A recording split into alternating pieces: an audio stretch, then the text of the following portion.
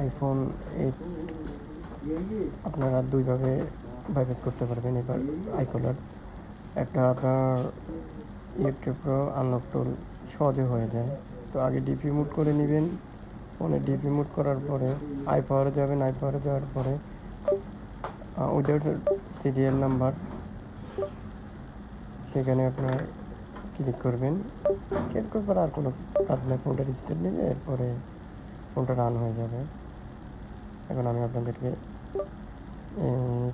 কাজটা শেষ হয়ে গিয়েছে, এখন ফোনের ডিটেলসটা আপনাকে দেখাচ্ছি।